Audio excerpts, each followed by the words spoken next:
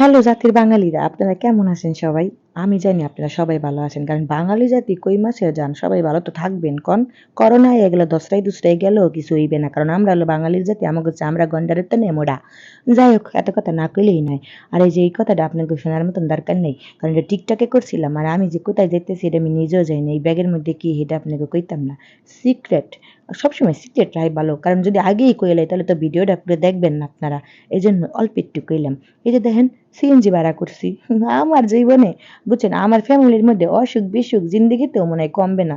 এই আমার ভাই অসুস্থ হয়, এই আমার পোলাই অসুস্থ হয়, এই আমার জামাই অসুস্থ হয়, এই আমি নিজেই অসুস্থ হই, আবার আমার মায় অসুস্থ হয়, আবার ইতালিতে আমার আব্বা হাত ভেঙে বয়া থাকে।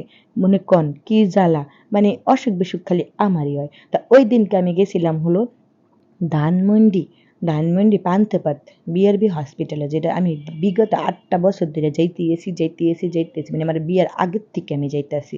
কারণ আমার বিয়ের আগে বিভাইরাস ধরা পড়ছিল, বুঝছেন? এই বিভাইরাসের মানে ট্রিটমেন্ট করতে করতে আমি প্রায় ফইর বানিয়ে হেলাইছি আমার জামাইরে। আমার আব্বাই করাইছে ২ বছর, এরপর থেকে আমার জামাই করাইতেছে।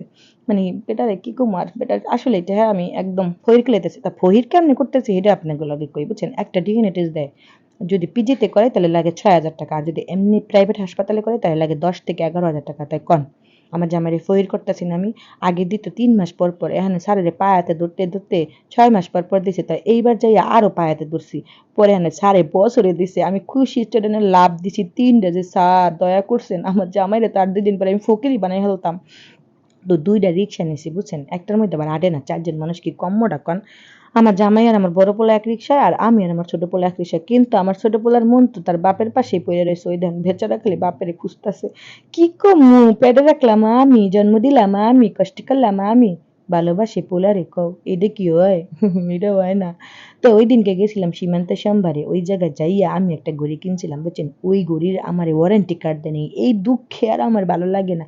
আমার জামাই এই ১ম আইছিলাম গ্রামীণ ইউনিটে, সরি গ্রামীণ অফিসে আমার সিম তুলতে। আমার আইফোন 15 এর মানে কিনি নাই, মানে সিম তুলি নাই। একটা সিম আছে হলো, এটা আমার তোলা হয় নাই। ওটা তুলতে গেছিলাম বাট ক্লোজ করে দিয়েছিল তখন, বুঝছেন?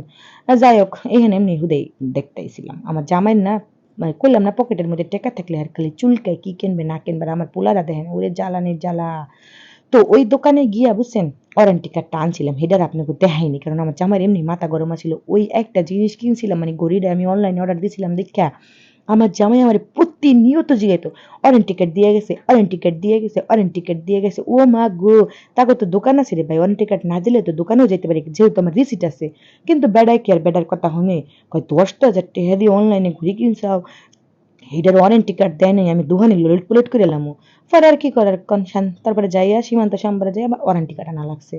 তো আপার সার্ভিস ভালো, আমি জীবনের প্রথমেই একটা ঘড়ি কিনছি মাইক্রোলস। তো আরও কেনার ইচ্ছা আছে, কিন্তু ওয়ারেন্টি কার্ড যদি না দেয় তাহলে তো আবার দোকানে যেতে হবে। তো এই দোকানে ইয়া কিছু চাইনিজ খাবার খেলাম, ওই রামিন টামিন। তো সবাই ভালো থাকবেন, সুস্থ থাকবেন।